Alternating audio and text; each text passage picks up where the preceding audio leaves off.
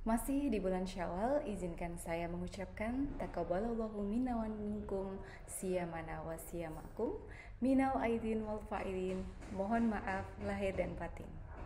Semangat pagi, salam sehat untuk kita semua. Halo pemirsa sekalian, sudah lama ya saya tidak menyapa di channel YouTube saya ini, tentunya di Dr. Gustri. Bagaimana kesan lebarannya? Mungkin ada yang baru berkesempatan mudik setelah bertahun-tahun tidak bisa mudik karena pandemi, seperti saya. Pasti seru ya melakukan perjalanan mudik yang bisa dibilang berjam-jam mungkin, baik dengan moda transportasi umum maupun pribadi, berkumpul bersama keluarga besar sembari menyantap hidangan khas lebaran yang Masya Allah beraneka ragam. Saat perjalanan mudik, hal yang paling asyik adalah kita ditemani oleh camilan yang gurih ataupun asin ya, sehingga kita nggak ngantuk nih selama perjalanan. Tentu saja camilan yang gurih dan asin ini banyak mengandung pengawet ya, dan juga penguat rasa. Kita pun cenderung minum minuman yang berwarna, semisal teh, kopi, atau minuman-minuman lain yang berfungsi untuk membuat kita lebih bersemangat dalam menjalani perjalanan, menemani perjalanan mudik. Dan kita jadi kurang minum air beningnya, air putihnya, karena takut bolak-balik ke kamar kecil. Saat lebaran, makanan yang mudah dihangatkan dan mudah untuk dihidangkan itu menjadi pilihan utama ya, misalnya yang bersantan ya, seperti opor, sayur yang bersantan juga, dan juga kuah-kuahan seperti bakso maupun soto. Maka masalah kesehatan yang mungkin saja muncul dalam rangkaian mudik lebaran ini antara lain adalah kelelahan ya. Perjalanan mudik yang lama itu menyebabkan tubuh kita lelah ya, baik secara fisik juga psikis, menghadapi kemacetan mungkin, menghadapi banyaknya atau riuhnya penumpang yang ingin sama-sama mudik ya. Kita perlu rehat yang cukup untuk merecharge stamina. Dan healing pun bisa dilakukan dengan menyendiri atau menenangkan diri untuk menghadapi kembali hektiknya alias padatnya rutinitas yang harus kita jalani pasca lebaran. Yang kedua ada dehidrasi. Perjalanan mudik yang cukup lama dan juga dalam keadaan yang kemarin itu cukup panas ya cuacanya, itu membuat kita kehilangan cukup banyak cairan melalui keringat.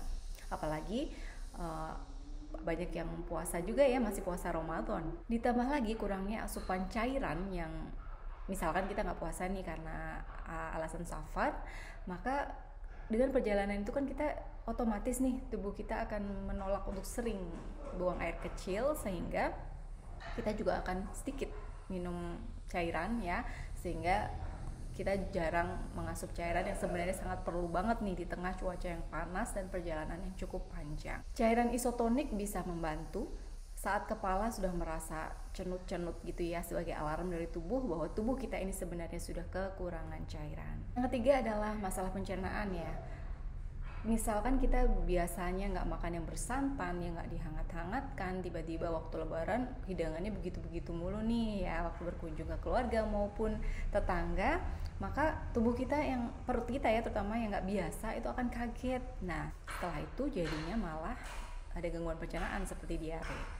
Yang keempat adalah ISPA atau infeksi saluran pernapasan akut. Nah, karena kita sering bertemu banyak orang ya, itu maka virus yang cepat menyebar adalah ISPA ini dengan gejala batuk pilek ya.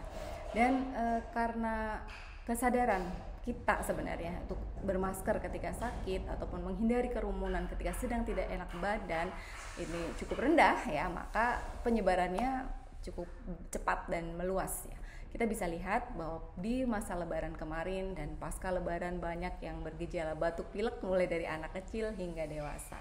Gejalanya ya gitu-gitu aja sih sebenarnya, seperti ISPA pada umumnya. Namun karena penyebaran yang cukup cepat, maka banyak sekali yang terinfeksi secara bersamaan. Yang paling menjadi concern adalah pada kolesterol amankah, depo lemak amankah, kadar gula dalam darah amankah, tekanan darah bagaimana. Nah ini yang perlu menjadi perhatian bagi para penderita atau penyintas penyakit menahun, yang harus segera dikontrol kadar-kadar tersebut setelah libur lebaran, yang bukan apa-apa sih, kita pasti lebih capek dari biasanya, dan juga asupan makanan yang mungkin tidak seteratur biasanya. Mana lagi sebelumnya kita berpuasa Ramadan 30 hari lamanya, dan tiba-tiba makan yang takutnya jadi banyak ya, lebih banyak dari biasanya dan kurang bisa menjaga.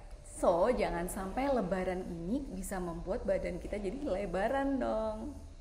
Nah, bagaimana nih biar nggak kebablasan? Islam mengajarkan adanya puasa Syawal ya setelah puasa Ramadan yang bisa dimulai setelah Hari Raya Idul Fitri ya, 6 hari lamanya, dan ini masih di pertengahan bulan, lebih dikit lah ya dari bulan Syawal, bisa dikejar kalau yang belum puasa Syawal mulai hari ini ke 6 hari ke depan ya. Hal ini sebenarnya dimaksudkan agar tubuh kita nggak kaget ya dengan masa transisi mulai dari Ramadan yang puasa lama ya 30 hari penuh dan tiba-tiba tidak puasa sama sekali. Nah, ini puasa Syawal ini secara kesehatan bisa dimaksudkan untuk transisi ya dari puasa yang selama itu, dan sebelum masuki kehidupan normal, rutinitas awal, kita transisi di 6 hari puasa Syawal. Yang kedua, olahraga rutin ya, jangan dilewatkan. Semakin banyak asupan makanan yang kita makan atau kita konsumsi, maka pembakaran harus lebih banyak dong kita lakukan.